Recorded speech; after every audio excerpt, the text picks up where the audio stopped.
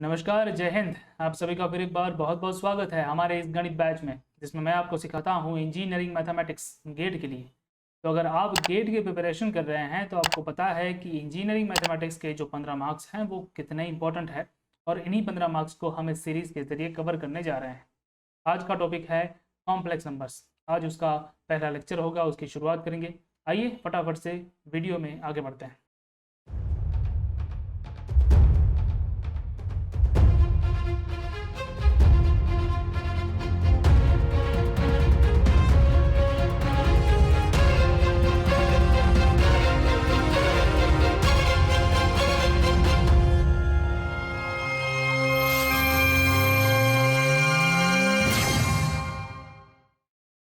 दोस्तों, जैसा कि मैंने आपको बताया कि आज हम कॉम्प्लेक्स वेरिएबल्स को सीखने वाले हैं, लेकिन वेरिएबल्स को समझने से पहले आपको कॉम्प्लेक्स नंबर्स के बारे में जानकारी होनी ज़रूरी है। तो आज कॉम्प्लेक्स नंबर्स को समझेंगे अच्छी तरह से, ठीक है। तो कॉम्प्लेक्स नंबर्स को समझने से पहले आपको नंबर सिस्टम के बारे में पता होना चाहिए। हालांकि आप सभी को पता ही होगा, क्योंकि नंबर सिस्टम का इस्तेमाल जो है वो हम बरसों से करते आ रहे हैं, ठीक है। जब हम छोटे थे तब अगर मैं आपको 2 चॉकलेट देता और दूसरी और अगर 5 चॉकलेट रखता तो आप कौन सी उठाते? शायद 5 वाली ही उठा दे, ठीक है। तो ऐसा हम क्यों करते हैं? क्योंकि बचपन से ही हमारे दिमाग में एक चीज़ फिट होती है कि कुछ जो चीज़ें हैं वो नंबर में ज़्यादा है और कुछ जो चीज़ें हैं वो नंबर में कम है।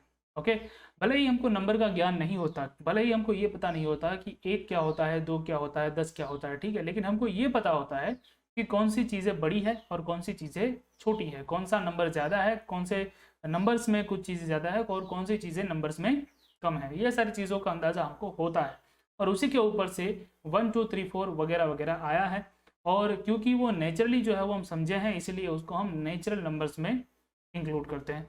उसके बाद जैसा कि आपको पता है कि जैसे जैसे इवोल्यूशन होती गई, ठीक है, मैनकाइंड को जैसे जैसे चीज़ें समझ में आती गई और जैसे जैसे ज़रूरत पड़ी वैसे वैसे ज़ीरो भी उसमें ऐड होता चला गया, ठीक है।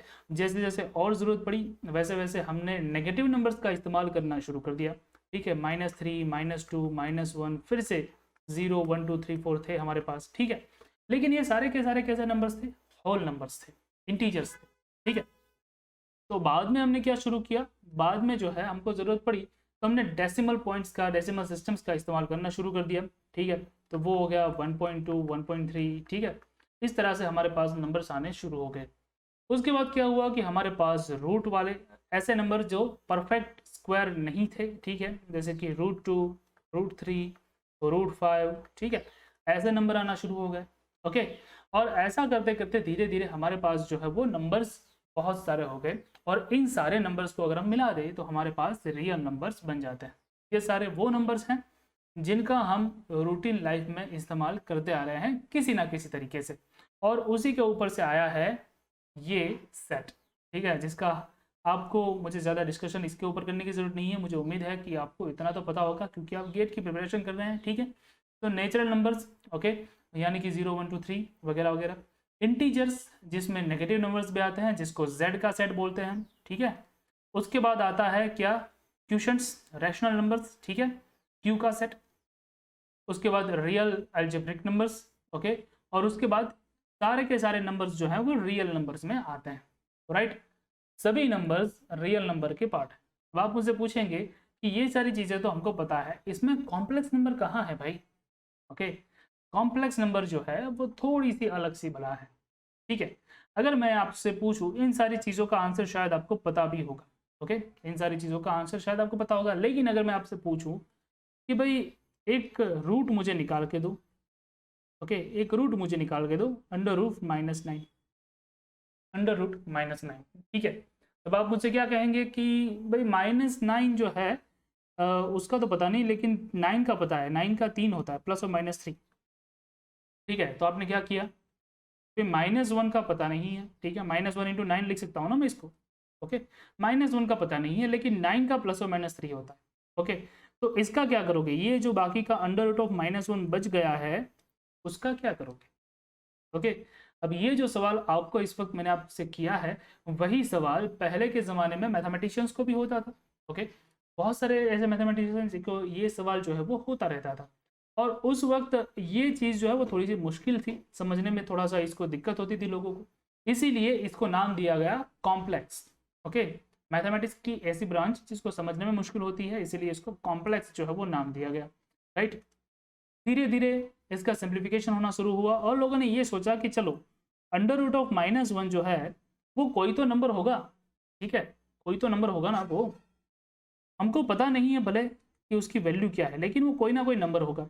तो उसी के ऊपर से उन लोगों ने सोच के इसको नाम दे दिया एक इमेजिनरी नंबर, यानी कि आई। तो √(-1) जहां जहां पे भी दिखा उनको, उस जगह पे उन्होंने आई लिखना शुरू कर दिया, ठीक है। और इस तरह से हमारे पास ये जो √9 है, ओके, -9 है, उसका आंसर आ गया ±3i, राइट। तो इस तरह से जो भी नंबर ऐसा था जो नेगेटिव था और उसका हमको रूट निकालना था, तब हम उसमें क्या करते थे, हम उसमें जो भी नंबर था उसका रूट निकाल देते थे, ओके, क्योंकि 9 तो रियल नंबर है, ओके। लेकिन जो -1 है उसका क्या करते थे रूट निकालते वक्त, उसकी जगह पे हम लिख देते थे आई, ठीक है। आई को आयोटा बोलते हैं बहुत सारी जगहों पे, ओके, या फिर आप उसको इमेजिनरी नंबर कह सकते हैं, ठीक है। तो √(-1) was called I after this evaluation, after this new evaluation of the number, ठीक है। और इसी तरह से हमारे पास एक नया मैथमेटिक्स की एक नई ब्रांच जो है वो आ जाती है, जिसको हम कॉम्प्लेक्स नंबर्स कहते हैं, ठीक है। तो इस तरह से कॉम्प्लेक्स नंबर्स की जो है वो शुरुआत होती है दोस्तों, राइट। और हमारे पास आई का इंट्रोडक्शन होता है। अब आप समझ सकते हैं कि अगर मैं आई का स्क्वायर करता, दोनों और स्क्वायर लगा दूं, तो आई तो है वो √(-1) था, ओके। अगर मैं दोनों और स्क्वायर लगा देता हूं तो क्या होता है -1, तो आई स्क्वायर की वैल्यू हो जाएगी -1, ठीक है।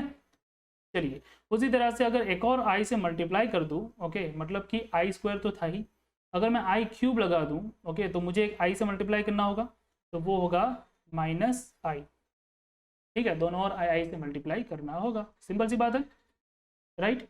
चलिए, उसी तरह से अगर i⁴ होगा तो एक और i² × i² कहेंगे उसको, तो वो हो जाएगा +1, ठीक है। तो इस तरह से आप किसी भी पावर को फाइंड आउट कर सकते हैं। आई की अगर n पावर भी है तो भी आप उसको आसानी से फाइंड आउट कर सकते हैं। इसका इस्तेमाल जो है वो आगे फ्यूचर में आएगा, राइट। तो इस तरह से कॉम्प्लेक्स नंबर आए और इस तरह से जो है वो कॉम्प्लेक्स की शुरुआत होती है। आइए अब हम समझते हैं कि कॉम्प्लेक्स का जो है वो फॉर्म क्या होता है। तो जैसा कि आपको पता है कि हर एक नंबर जो होता है उसका अपना एक फॉर्म होता है, ठीक है। जैसे कि आपको पता है कि हम जब भी कोई नंबर लिखते हैं तब लिख देते हैं p = x। मान लो कि कोई x जो है वो नंबर है, ठीक है, अगर वो x एक्सिस पे है तो, ओके। अगर वही नंबर y एक्सिस पे भी है या फिर कोई जो है वो इस तरह से पॉइंट है, ठीक है, x y, तो हम इस तरह से उसको लिख देते हैं। तो ये जो है वो नंबर्स को लिखने का तरीका है, वो हम जानते हैं कि x और y इस तरह से हमने उसको लिख दिया, ओके। और यहाँ पे x और y जो है वो बिलोंग्स टू r है, मतलब कि रियल नंबर में ही आते हैं, ठीक है, ओके। अब अगर बात करें कॉम्प्लेक्स की, तो कॉम्प्लेक्स को किस तरह से बताया जाए, ये एक बहुत ही दुविधा थी उस वक्त। तो उन लोगों ने कॉम्प्लेक्स के लिए डिनोट करना शुरू किया z को, ठीक है, z का इस्तेमाल करते थे कॉम्प्लेक्स को डिनोट करने के लिए, ओके। और कॉम्प्लेक्स को डिनोट करने के लिए एक स्पेशल फॉर्म जो है वो बनाया गया, जो कि था a + और -ib का, ओके, a + और -ib का फॉर्म, या फिर बहुत सारी जगहों पे उसको लिखा जाता है, और आप कह सकते हैं इसको x + और -iy का, ठीक है।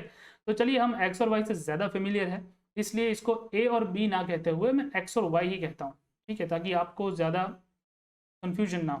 तो यहाँ पे x + और -iy का फॉर्म जो है वो कॉम्प्लेक्स को दिया गया, ठीक है। अब यहाँ पे जो फॉर्म दिया गया है उसमें आपको एक चीज़ समझनी ज़रूरी है कि x और y रियल नंबर ही होंगे, ठीक है, x और y रियल नंबर ही होंगे। तो ऐसी क्या चीज़ है जो इसको कॉम्प्लेक्स बनाती है, वो है ये i, ठीक है, ये है ये i या फिर आयोटा जिसको हम बोलते हैं, ठीक है। तो ये आयोटा एक ऐसी चीज़ है जो इसको अलग बनाती है, कॉम्प्लेक्स बनाती है, राइट। तो जहाँ जहाँ पे भी आप i देखते हो तो समझ लीजिए कि ये जो है वो कॉम्प्लेक्स नंबर का ही फॉर्म है, ठीक है, ओके। तो ये x + और -iy का फॉर्म हो गया। इसमें ये जो x वाला पार्ट है, मतलब कि जिसमें i नहीं है, उसको हम बोलते हैं real part, okay, real part of z, okay. तो रियल पार्ट ऑफ z है, इसको डिनोट भी किया जाता है। आपको पता है कि मैथमेटिक्स बहुत ही आलसी भाषा है, ठीक है, तो इसको इस तरह से लिखा जाता है, real part of z, okay, RE of z। Real part of z लिखने की जगह RE ऑफ z लिख सकते हो, और यहाँ पे रियल पार्ट ऑफ z क्या है, x है। ठीक है, ओके। तो ये जो है y, ये जो y है, ओके, सिर्फ और सिर्फ y की बात कर रहा हूँ, ठीक है, वो क्या है, उसको हम बोलते हैं imaginary part of z, imaginary part of z। ठीक है, अगर उसको मुझे डिनोट करना है तो मैं लिखूंगा इमेजिनरी का आई एम ले लिया, ठीक है, जैसे कि यहाँ पे रियल में आर ई लिया था उस तरह से यहाँ पे आई एम लिया, ऑफ जेड ब्रैकेट में जेड, ठीक है, इज इक्वल्स टू क्या होगा यहाँ पे वाई होगा। ओके, तो ये हो गया आपका रियल पार्ट ऑफ जेड और ये हो गया आपका इमेजिनरी पार्ट ऑफ जेड। आप मुझसे पूछेंगे कि भाई एग्जाम्पल दे सकते हो क्या, ठीक है, तो मैं दे सकता हूँ एग्जाम्पल। मान लो कि अगर आपका जेड है इस तरह से 3 + 4i, ओके, 3 + 4i। अगर आपसे कोई पूछता है कि इसमें रियल पार्ट कौन सा है, ओके, तो आप क्या करोगे, real part of z is equals to, तो जिसमें i नहीं है, जिस नंबर में i नहीं है वो रियल पार्ट होगा, राइट। तो i किस में नहीं है, इसमें नहीं है, ये जो 3 है उसमें नहीं है, तो रियल पार्ट हो गया आपका 3। ठीक है, तो इमेजिनरी पार्ट क्या होगा, imaginary part of z, okay, तो जिसमें i है वो, तो ये रहा, ओके, तो साइन के साथ लीजिए उसको, ये है +4, ओके, साइन के साथ इसको लेने पे आपको +4 मिल जाएगा। ओके, अगर ये माइनस होता, अगर ये माइनस होता तो मैं यहाँ पे लिखता -4। बात को समझ रहे हो, ठीक है। तो इस तरह से आपको रियल पार्ट और इमेजिनरी पार्ट आइडेंटिफाई करने में तकलीफ नहीं होगी अगर आपने स्टैंडर्ड फॉर्म को अच्छी तरह से समझा है तो। ओके, तो कुल मिलाकर के बात देखी जाए तो कॉम्प्लेक्स नंबर एक ऐसा नंबर है जिसका फॉर्म x + और -iy टाइप का होता है और उसमें x और y जो है वो रियल ही होते हैं। ओके, x और y क्या होते हैं, रियल ही होते हैं, ठीक है। जैसे कि यहाँ पे 3 और 4 आए हैं, ठीक है, उसकी जगह पे √2 √3 हो सकता है, कोई प्रॉब्लम नहीं है, ठीक है, उसकी जगह पे नेगेटिव नंबर हो सकता है, कोई प्रॉब्लम नहीं है, उसकी जगह पे जो है वो फ्रैक्शंस हो सकते हैं, there is also no problem, ठीक है। तो कोई भी तकलीफ नहीं होगी, रियल नंबर्स ही अंदर आएंगे। फर्क इतना है कि यहाँ पे आई आएगा, ओके, जहाँ पे भी आई आता है वो इमेजिनरी पार्ट है और नहीं आता है वो रियल पार्ट है।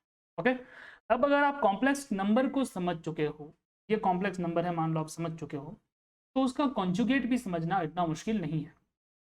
ओके, तो बात करते हैं कॉम्प्लेक्स के कॉन्जुगेट की। कॉम्प्लेक्स कॉन्जुगेट, तो कॉन्जुगेट का मतलब क्या है मैं आपको आसानी से, बहुत ही आसानी से समझाता हूँ, ठीक है, ज़रा ध्यान से देखिए।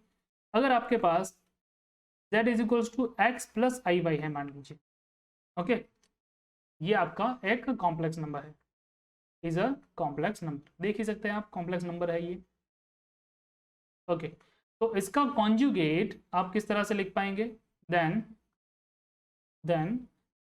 x - iy is conjugate of z, ठीक है, x - iy जो है वो z का कॉन्जुगेट कहलाया जाता है, ठीक है। और उसको डिनोट करने का कोई तरीका होगा तो उसको डिनोट किया जाता है z बार से, उसको डिनोट किया जाता है z बार से। तो करना क्या है आपको, बहुत ही सिंपल चीज करनी है। अगर z जो है वो x + iy है तो आपको जो प्लस है उसकी जगह पे, जो प्लस है उसकी जगह पे माइनस लिख देना है, दैट्स इट। ओके, तो ये कहने का मतलब ये हुआ कि अगर आपका z जो है, फॉर एग्जांपल अगर आपका z जो है वो है 3 + 4i, ओके, तो आपका कॉम्प्लेक्स कॉन्जुगेट क्या होगा इसका, z बार 3 - 4i, राइट, समझ रहे हो। ओके, सेम वे अगर आपका z जो है वो 3 - 4i है तो उसका कॉम्प्लेक्स कॉन्जुगेट क्या होगा, वो होगा 3 + 4i। बस अंदर की जो बीच वाली जो साइन है उसको बदल दो, काम आपका वहीं पे खत्म हो जाएगा। इतना आसान था ये, ठीक है। तो ये जो है वो कॉम्प्लेक्स कॉन्जुगेट को समझने की मेथड है। अब मैं आपको इस वक्त क्यों समझा रहा हूँ, क्योंकि आगे जाके जरूरत पड़ेगी, ठीक है, बाद में फिर से एक बार रिवाइज करेंगे और उसकी प्रॉपर्टीज को भी देखेंगे आगे चल के, ओके, लेकिन वो नेक्स्ट लेक्चर में होगा, ठीक है। लेकिन आज के लिए ये हुआ आपका कॉम्प्लेक्स नंबर और इस तरह से आपको कॉम्प्लेक्स कॉन्जुगेट जो है वो मिलता है, ठीक है। ओके, इसको समझने के बाद आइए आगे बढ़ जाते हैं, ठीक है, और अब समझते हैं हम modulus and argument of a complex number. Okay, modulus का मतलब क्या होता है, मॉड्यूलस मतलब कि कॉम्प्लेक्स नंबर अगर आपके पास है तो उसकी वैल्यू कितनी होगी, ओके, उसकी वैल्यू कितनी होगी कॉम्प्लेक्स नंबर की, राइट। चलिए देख लेते हैं। तो अगर आपके पास कॉम्प्लेक्स नंबर है z = x + iy, ठीक है, या फिर प्लस और माइनस जो भी हो, फर्क नहीं पड़ता, ठीक है। तो उसका modulus of complex number of z can be written by mod z। इस तरह से आप देख सकते हैं उसको, मॉड्यूलस हमेशा मोड में देते हैं, तो मोड ऑफ x प्लस और माइनस आई वाई, ये आप याद रखिए हमेशा इस तरह से होता है, under root x square plus y square. Okay, मुझे पता है आप मुझसे पूछेंगे कि ये होता कैसे, उसके लिए मुझे आपको ग्राफिकल रिप्रेजेंटेशन आगे समझाना है, ठीक है। उसी में से आप समझ जाओगे कि ये होगा कैसे। अभी के लिए इसको जो है वो याद रखें, ठीक है। और अगर आपको वेक्टर आता है तो आप उसको अच्छी तरह से उसी में से ही समझ पाओगे, ठीक है। तो mod z is equals to, अगर आपके पास मोड ऑफ x प्लस और माइनस आई वाई है तो उसका मॉड्यूलस इस तरह से होगा, under root x square plus y square. तो इसका मतलब यही हुआ कि अगर आपके पास, अभी वाला एग्जाम्पल ले लेते हैं, z is equals to 3 plus 4i है, ओके, तो इसका मॉड्यूलस क्या होगा, mod z is equals to under root x square minus y square के मुताबिक पहला जो भी है रियल पार्ट उसका स्क्वायर कर दो, ठीक है। तो आपके पास रियल पार्ट है 3, उसका स्क्वायर कर दिया मैंने, इमेजिनरी पार्ट जो भी है उसका स्क्वायर कर दो, ठीक है। और उसका आंसर जो भी आएगा तो ये आपका आंसर होगा, तो अंडर रूट ऑफ 3 इज 9, ठीक है, इसका होगा 16, ठीक है, under root of 25 which is 5, ये आपका आंसर है। अगर आप मुझसे पूछेंगे कि अगर ये नेगेटिव हुआ, मतलब कि उसका कॉन्जुगेट हुआ, ठीक है, z bar is equals to 3 minus 4i है मान लो, ओके, तो इसका मॉड्यूलस क्या होगा, तो इसका मॉड्यूलस भी उसी तरह से होगा, 3 का स्क्वायर प्लस यहाँ पे y क्या होगा आपका, -4 होगा, ओके, तो -4 का स्क्वायर, तो ये हो जाएगा फिर से एक बार अंडर रूट 9 प्लस 16, आंसर हो गया 5, ओके। तो साइन कोई भी हो, पॉजिटिव हो या नेगेटिव हो, बीच में आपका एक ही फॉर्मूला, यही फॉर्मूला जो है वो काम करेगा मॉड्यूलस को फाइंड आउट करने के लिए, ठीक है। तो इस तरह से आप जो है वो मॉड्यूलस फाइंड आउट कर सकते हो, समझ रहे हो, ठीक है। अब इसके ऊपर से जानते हैं कि आर्ग्यूमेंट क्या होती है, कि आर्ग्यूमेंट और कोई नहीं है, लेकिन जब आप वेक्टर के फॉर्म में इसको ड्रॉ करते हो, मतलब कि ग्राफिकली जब आप रिप्रेजेंट करते हो, ओके, तब ये जो वेक्टर बनेगा आपका z का, वो कितना एंगल बनाएगा आपके एक्सिस के साथ, उसको हम बोलते हैं आर्ग्यूमेंट, ठीक है। तो आर्ग्यूमेंट ऑफ z को हम थीटा भी लिखते हैं, ओके, और उसको डिनोट करने का ये तरीका है कि ARG ऑफ z, ठीक है, या फिर थीटा, और बहुत सारी जगह पे उसको एम्पलीट्यूड भी बोला जाता है, एम्पलीट्यूड, ओके, ये बात याद रखिए। तो theta is equals to tan inverse y by x, theta is equals to tan inverse y by x, okay. तो एग्जाम्पल तो आप समझ ही सकते हो कि मैं क्या देने वाला हूँ, फिर से वही एग्जाम्पल कि अगर z is equals to 3 plus i y है, 3 प्लस 4i या फिर i4 है, तो आप क्या करोगे, x है आपका हो गया 3, ओके, y आपका हो गया 4, क्योंकि अगर आप इसको x प्लस आई वाई से कंपेयर करते हो तो इसी तरह से होगा ना, x आपका हो जाएगा 3, y आपका हो जाएगा 4, ओके। और जब आप theta is equals to tan inverse y by x लगाओगे तो आपको वैल्यू क्या मिलेगी, tan इनवर्स 4/3, ये होगा आपका आर्ग्यूमेंट, ठीक है। तो इस तरह से आप जो है वो argument of z find out कर सकते हो। तो ये है आपका आर्ग्यूमेंट ढूंढने का तरीका। अगर आप मुझसे पूछते हो कि अगर यहाँ पे माइनस पर हुआ तो क्या होगा, अगर -4i हुआ तो y हो जाएगा -4, तो आंसर होगा -4/3, समझ रहे हो, ठीक है। लेकिन tan इनवर्स इस तरह से आएगा, राइट। तो ये है आपका मॉड्यूलस और आर्ग्यूमेंट फाइंड करने का तरीका, ठीक है। तो हमने देख लिया क्या, कोई कॉम्प्लेक्स नंबर क्या होता है और कॉम्प्लेक्स नंबर को किस तरह से रिप्रेजेंट करते हैं, उसकी मॉड्यूलस किस तरह से होती है, उसकी आर्ग्यूमेंट किस तरह से होती है, ओके। आइए अब इंपॉर्टेंट चीज समझते हैं कि अगर मुझे इसको ग्राफिकली रिप्रेजेंट करना है, ठीक है, तो वो किस तरह से होगा, देखते हैं। तो यहाँ पे एक मेरे पास ग्राफ है, देख सकते हैं यहाँ पे 2 एक्सिस मैंने बना रखी है। जिस तरह से हम नॉर्मल नंबर को रिप्रेजेंट करते हैं तो उसमें क्या होता है कि यहाँ पे ये जो पहली एक्सिस है उसको हम x बोल देते हैं, ठीक है, और यहाँ पे इसको y बोल देते हैं, और बाद में हम किसी भी नंबर को डिनोट कर देते हैं, जैसे कि यहाँ पे हो गया ये 3 4, ओके, यही करते हो ना तुम, और कुछ करते हो क्या, नहीं करते हो, राइट। तो ये होता है कार्टेशियन कोऑर्डिनेट, ये होता है कार्टेशियन कोऑर्डिनेट सिस्टम। हमको यहाँ पे कार्टेशियन सिस्टम को थोड़ा सा बदलना था, ओके, क्यों बदलना था, क्योंकि ये आया तो है नॉर्मल नंबर के ऊपर से, हमने उसको जो है वो थोड़ा सा मॉडिफाई किया है बस कॉम्प्लेक्स के अंदर। तो हमने क्या किया कि जो कार्टेशियन कोऑर्डिनेट में जो एक्स एक्सिस थी उसको नाम दे दिया रियल एक्सिस, ओके, और जो वाई एक्सिस थी उसको नाम दे दिया imaginary axis, okay, imaginary axis, right. अब मुझे क्या बताना है कि जहाँ पे भी x की वैल्यू आएगी, जहाँ जहाँ x की वैल्यू आएगी वो मैं यहाँ पे रखूँगा, और जहाँ जहाँ पे y की वैल्यू आएगी वो मैं इमेजिनरी एक्सिस पे रखूँगा, उसके ऊपर उसको नोट करूँगा, ठीक है। तो अगर मेरे पास z is equals to x plus i y है मान लो, ओके, तो और मान लो कि मेरा x यहाँ पे ख़त्म हो रहा है, ओके, इतनी जो वैल्यू है वो x जितनी है, तो x को मैं यहाँ पे डिनोट करूँगा, ठीक है, ये हो गया मेरा x, और y जो है वो मान लो यहाँ पे ख़त्म हो रहा है, यहाँ पे y है मेरा। क्या करूँगा मैं, जैसे कार्टेशियन में करते थे, इसको एक्सटेंड किया, यहाँ पे इसको जो है वो एक्सटेंड किया, दोनों जहाँ पे भी मीट होते हैं, फॉर एग्जाम्पल यहाँ पे ये दोनों मीट करते हैं, तो ये हो गया आपका z, ओके, और ये हो गया z is equals to x y या फिर x plus i y, x plus i y, ठीक है। इसको डिनोट करने का ये तरीका है, ओके। और जैसा कि मैंने आपको बताया था कि जब आप इसको ग्राफिकली रिप्रेजेंट करते हो तब आपका क्या बनेगा, एक वेक्टर जैसा बन जाएगा। तो ये जो आपको मिला है, ओके, वही है आपका z, वही है आपका z, ओके। और ये जो डिस्टेंस होगा वो कितना होगा, मॉड्यूलस ऑफ z जितना होगा। क्यों होगा, क्योंकि ये डिस्टेंस है x, ये है y, यहाँ पे होगा ये 90 एंगल, ठीक है। तो आप समझ सकते हो कि ये z की वैल्यू कितनी होगी, according to Pythagoras it will be under root of x square plus y square, okay. तो ये हो गया आपका मॉड्यूलस ऑफ z, समझ रहे हो, ठीक है। तो इस तरह से आपको मॉड्यूलस ऑफ z मिल जाएगा, जो भी वेक्टर की वैल्यू होगी वो। और ये जो है, जो आप देख रहे हो वो है आपका थीटा, जो कि है argument which is tan inverse y by, right. इस तरह से जो है वो आप इसको ग्राफिकली रिप्रेजेंट कर सकते हो, समझ गए। जो मैंने आपको यहाँ पे बताया है, जो कि मैंने आपको फॉर्मूला देके बताया है, उसी को मैंने ग्राफिकली भी रिप्रेजेंट करके आपको समझाया है, ठीक है। अब आप मुझे पूछेंगे कि एग्जाम्पल दे दो, एग्जाम्पल है अपने पास, ठीक है। ये हमने एक और एक्सिस जो है वो ले ली, ओके।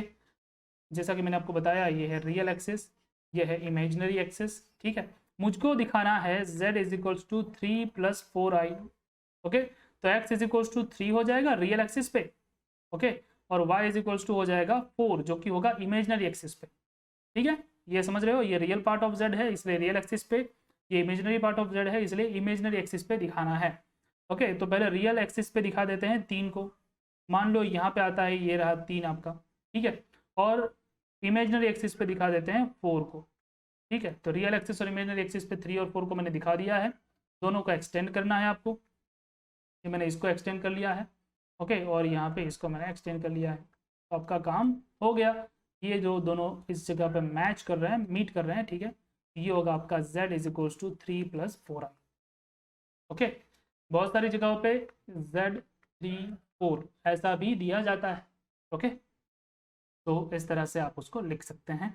और जैसा कि मैंने आपको बताया है कि ये जो वेक्टर बनेगा, जैसे कि मैं इस तरह से इसको ज्वाइन कर दूँ यहाँ पे, सॉरी, जस्ट लाइक दिस, अगर मैं इसको ज्वाइन कर देता हूँ, ठीक है। तो ये जो वेक्टर बनेगा उसका जो वैल्यू होगा, कितना होगा उसका वैल्यू, अभी अभी हमने फाइंड किया, मॉड्यूलस जितना होगा, अंडर रूट ऑफ 3 का स्क्वायर प्लस 4 का स्क्वायर, जो कि होती है वैल्यू कितनी, 5 जितनी, तो इसकी वैल्यू 5 जितनी होगी।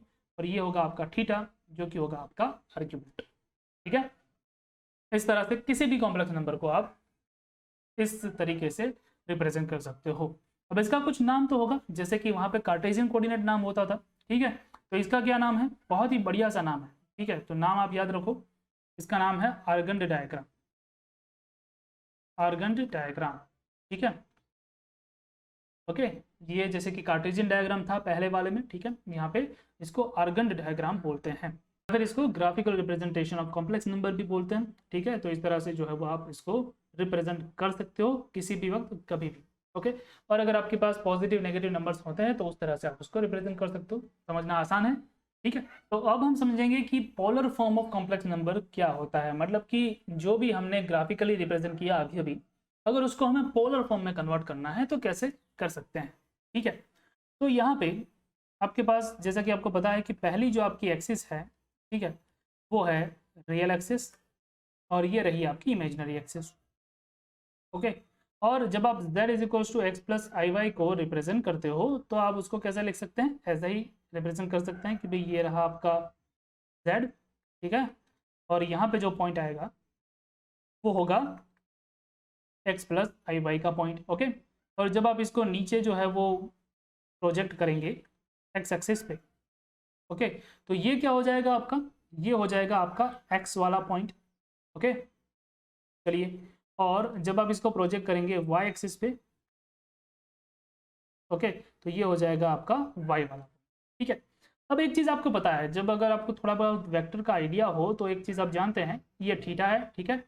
जब आप कोई भी वेक्टर को इस तरह से नीचे x एक्सिस के ऊपर प्रोजेक्ट करते हो तो उसका कोस कंपोनेंट आपको मिलता है, ठीक है, और अगर y एक्सिस के ऊपर इस तरह से प्रोजेक्ट कर रहे हैं तो उसका साइन कंपोनेंट आपको मिल जाएगा, ठीक है, उसको आप समझ सकते हैं, राइट। तो यहाँ पे ये जो z है उसका मॉड्यूलस जो है उसको अगर मैं r बोल दूं, mod z is equals to अगर मैं r बोल दूं, ठीक है, z का मॉड्यूलस जो भी है उसको हम r कह रहे हैं यहाँ पे पोलर के लिए। तो ये जो आपका होगा, ये यहाँ से लेकर के o से लेकर के, ये अगर o है तो o से लेकर के x का जो भी डिस्टेंस है, ठीक है, उसको हम कह पाएंगे r कोस थीटा, कह सकते हैं ना, अगर हम उसको प्रोजेक्ट करते हैं नीचे की ओर तो। ओके, सेम वे ये जो है उसको हम कह पाएंगे r साइन थीटा, ठीक है, तो ये जो डिस्टेंस है वो, राइट। तो इस फिगर के ऊपर से आप कह सकते हो कि x इज इक्वल्स टू 0 से o से लेके x का जो डिस्टेंस है वो x जितना है, तो x is equals to r cos theta मिल गया आपको, and y is equals to आपको r साइन थीटा मिल गया।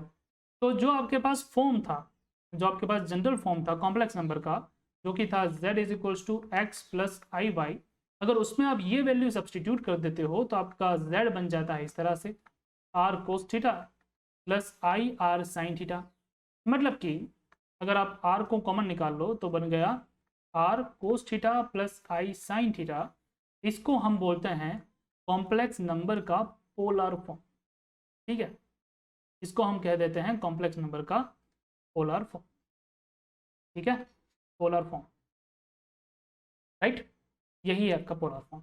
हमने क्या किया, x की जगह पे r कोस थीटा, क्योंकि हमको यहाँ से मिला है, वेक्टर के कॉन्सेप्ट से मिला है, ठीक है, और y is equals to r sine theta, okay, जो कि वेक्टर के कॉन्सेप्ट से मिला है, कंपोनेंट्स के कॉन्सेप्ट से मिला है, ठीक है, और कंपोनेंट से हमको वैल्यू जो सब्स्टिट्यूट की हमने जब, तब हमको पोलर फॉर्म मिल गया।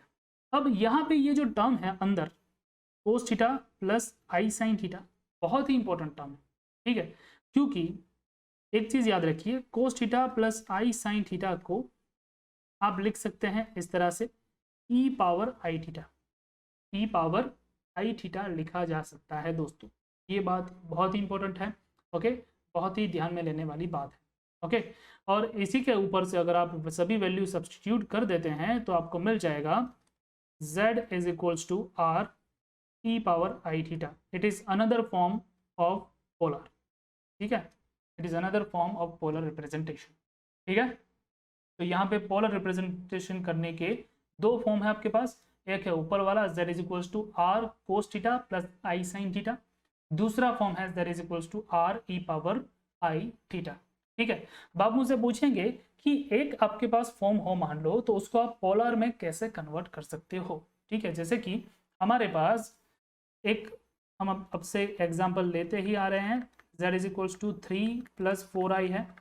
अगर आपसे कोई कहता है कि इसको पोलर में कन्वर्ट करो, ठीक है, तो पोलर में कन्वर्ट करने के लिए आपके पास क्या होना चाहिए, पोलर फॉर्म है आपके पास z is equals to r cos theta plus i sine theta, okay, या फिर है r e power i theta, okay. तो यहाँ पे आपको क्या क्या चीज़ें चाहिए जो कि अननोन है, एक तो चाहिए आपको r और दूसरा चाहिए आपको थीटा, ठीक है, r और थीटा की वैल्यू अगर आपको मिल जाती है तो आप इसको कन्वर्ट कर सकते हो बड़ी ही आसानी से। चलिए तो ढूंढ लेते हैं। तो r मतलब क्या है, r मतलब है मोड z, ओके, और मोड z हम कैसे फाइंड करते हैं, under root x square plus y square करते फाइंड करते हैं, ठीक है। चलिए तो यहाँ पे आपका x क्या है, यहाँ पे आपका x है 3 का रूट, y है आपका 4 का रूट, ठीक है, तो आप जब वैल्यू फाइंड करोगे तो आपको मिलेगा क्या 5, ये तो हम जानते ही। चलो ये हो गया, ये है आपका r। एक बात याद रखिए, r हमेशा पॉजिटिव ही आएगा, because r is the distance, okay, समझ रहे हो, r is the distance from origin, तो ओरिजिन से कोई भी डिस्टेंस है, डिस्टेंस हमेशा क्या होता है, पॉजिटिव होता है। ठीक है, चलिए उसके बाद आते हैं किसके ऊपर, थीटा के ऊपर। थीटा क्या है, theta is nothing but argument of z. ठीक है, theta is nothing but argument of z. ठीक है, तो वो आएगा tan inverse y by x, इस तरह से। ओके, तो tan inverse y by x जब आप करोगे तो आपको मिलेगा टेन इनवर्स 4/3। तो ये है आपका थीटा। अब आप चाहो तो इसकी वैल्यू जो है वो कैलकुलेटर में फाइंड आउट कर सकते हो, वो आपके ऊपर है। ओके, मैं अभी नहीं कर रहा हूँ, और मैं क्या कर रहा हूँ कि ये जो हमारे पास ऊपर वाला फॉर्म है जिसको हम इक्वेशन नंबर 1 बोलते हैं, उसमें वैल्यू लगा। ठीक है, तो फ्रॉम इक्वेशन 1 आपका z हो जाएगा इस तरह से, z is equals to r की जगह पे 5, ओके, कोस थीटा की जगह पे आएगा tan inverse 4/3 plus i sign tan inverse 4/3। ये है आपकी वैल्यू। ओके, और अगर इसी एग्जाम्पल को आप, इसी क्वेश्चन को अगर आप इस फॉर्म में लिखना चाहें तो भी लिख सकते हैं, 5e पावर आई, ओके, थीटा की जगह पे जो भी है टेन इनवर्स 4/3, इस तरह से भी लिखा जा सकता है। दोनों ही वैलिड फॉर्म। ओके, तो ये था हमारा एक जनरल फॉर्म को एक रेगुलर फॉर्म को पोलर में कन्वर्ट करने का तरीका। समझ रहे हो बात को? ठीक है, अगर आपको इस तरह इसकी जगह पे 3+4i की जगह पे कुछ भी दे देते हैं तो आप जो है वो उसको आसानी से जनरल फॉर्म से पोलर फॉर्म में कन्वर्ट कर सकते हैं, इसी मेथड को इस्तेमाल करके। करना क्या है, आपको आर फाइंड करना है, थीटा फाइंड करना है, जो भी हमारे पास फॉर्म है उसके अंदर उसको सब्सटीट्यूट करना है। ठीक है, इसके ऊपर से एक बहुत ही इंपॉर्टेंट क्वेश्चन जो है वो गेट में आया था, वो क्वेश्चन फटाफट से देख लेते हैं। तो इस वक्त आप जो ये क्वेश्चन देख रहे हैं वो पूछा गया था गेट 2012 में। ठीक है, इसमें पूछा था कि अगर आई जो है, जो x जो है वो अंडर रूट ऑफ -1 है, तो आप वैल्यू फाइंड कीजिए x रेक्स टू x की। ओके, और यहाँ पे हमारे पास ऑप्शंस जो है वो हमको दे रखे हैं, राइट। चलिए, तो हमको जो है वो दे रखा है कि x is equals to under root of -1। तो कहने का मतलब क्या है कि यहाँ पे ये जो अंडर रूट ऑफ -1 है उसको आप कह सकते हैं क्या, i। तो x इज i। ठीक है, x की जगह पे आपको i दे रखा है, तो आपको वैल्यू किसकी चाहिए, x पावर x की, विच is nothing but i power i की। ओके, i की i पावर आपको करनी है, राइट। अब आप ये कैसे करेंगे, वही इंपॉर्टेंट चीज़ है। ठीक है, चलिए, अगर आपके पास z इज इक्वल टू सिर्फ और सिर्फ z इज इक्वल टू सिर्फ और सिर्फ i होता, ओके, तो आप इसको किस तरह से लिख पाते, इसको आप लिख पाते इस तरह से कि 0+1i लिख सकते हैं ना ऐसे। ठीक है, चलिए, अब इसको जो है वो सॉल्व करने के लिए आपको पोलर फॉर्म का आइडिया होना ज़रूरी है। ओके, तो आपको पता है कि z जो है उसको आप r e⁻⁴ वाले फॉर्म में भी लिख सकते हैं। ओके, तो इसको मैं जो है वो r e⁻⁴ वाले फॉर्म में कन्वर्ट करने की कोशिश करता हूँ। ओके, और देखता हूँ कि क्या होता है मेरे पास, राइट। चलिए, तो जब आप इसको कन्वर्ट करेंगे तो आपको r क्या मिलेगा, यहाँ पे r is equals to mod z which is nothing but under root of x² plus y²। ठीक, यहाँ पे ये जो है वो आपकी x की वैल्यू है और ये जो है वो आपकी y की वैल्यू है, तो आपको वैल्यू क्या मिला, अंडर रूट ऑफ 0² प्लस 1², और आपको आंसर मिल गया +1। ठीक है, तो r हो गया आपका +1। चलिए, थीटा आपका क्या होगा, theta is equals to tan inverse y/x करना होगा आपको। ओके, जब आप टेन इनवर्स y/x लगाएंगे तो आपको मिलेगा टेन इनवर्स y, आपका क्या है, y है आपका 1, डिवाइड बाय x करेंगे तो 0 आएगा, ये होगा अनडिफाइनाइट। ठीक है, इन्फिनिट। ओके, तो जब 10 की वैल्यू कब होती है, इन्फिनिट π/2 पे होती है। ठीक है, तो इसकी वैल्यू आपको मिलेगी π/2। ओके, थीटा जो है वो π/2, आपका थोड़ा बहुत ट्रिगोनोमेट्री जो है वो क्लियर होना चाहिए यहाँ पे। Okay, so tan inverse 1/0 is π/2। Okay, तो ये आपको थीटा की वैल्यू यहाँ पे मिल गई है। इन सभी वैल्यूज़ को आप यहाँ पे सब्सटीट्यूट कर दें तो आपको मिल जाएगा z is equals to r is 1, okay, और e पावर i π/2। ओके, तो z is equals to e power i π/2 आपको मिल गया, राइट। अब मुझे बताइए z की क्या वैल्यू थी, z की जो वैल्यू थी वो थी i। ओके, z की ये वैल्यू है आपकी i is equals to e power i pi by 2 आपको मिला है। आपको क्या चाहिए, i रेस टू आई चाहिए। ओके, तो आपने i रेस टू आई जो है वो किया, दोनों और आई पावर करनी पड़ेगी, दोनों और आपको आई पावर करनी पड़ेगी।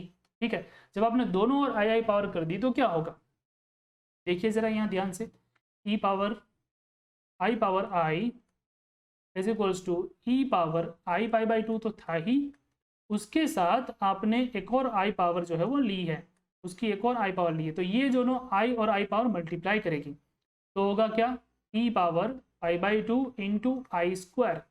मुझे बताइए आई स्क्वायर क्या होता है, आई स्क्वायर होता है -1, हमने अभी अभी शुरुआत में लेक्चर में देखा था। ठीक है, तो इसका मतलब ये हुआ कि i raise to i is equals to e power pi by 2 into -1, तो इसका आंसर क्या हुआ, e power minus pi by 2। Okay, तो आई रेस टू आई आपका हो जाएगा e power minus pi by 2, और आई रेस टू आई का मतलब क्या है, x raise to x, x raise to x, हमने ये देखा। ठीक है, x raise to x is i raise to i raise to i का मतलब मिला आपको e power minus pi by 2। ठीक है, तो पोलर फॉर्म अगर आपको पता है तो आप इसका आंसर दे सकते हो, और आपका आंसर है ये ए वाला, right, this is your final answer. ठीक है, तो आपको सिर्फ और सिर्फ इसको पोलर में कन्वर्ट करना था। पोलर में कन्वर्ट करने के लिए आपने z इज इक्वल्स टू आई लिया, तो आपको मिला 0 + 1i, और r की वैल्यू आपने फाइंड की, थीटा की वैल्यू फाइंड की, z आपने ढूंढा, और उसके ऊपर से आपको i पावर दोनों और करने पर आंसर मिल गया। तो इस तरह से हमने आज बहुत सारी चीज़ें जो है वो सीखी है। ओके, कॉम्प्लेक्स नंबर के लिए इंपॉर्टेंट चीज़ थी, और इस तरह से आपका जो है वो कॉम्प्लेक्स नंबर का बेसिक्स जो है वो बनता है। आगे हम बहुत सारी प्रॉपर्टीज़ जो है वो देखेंगे, तो आप अगर इसमें वीडियो में आपको कोई भी डाउट है तो प्लीज़ आप मुझे पूछ लीजिए, मैं आपके डाउट को ज़रूर क्लियर करूँगा। ये था आज का पूरा वीडियो, मिलते हैं अगले वीडियो में, तब तक के लिए जय हिंद।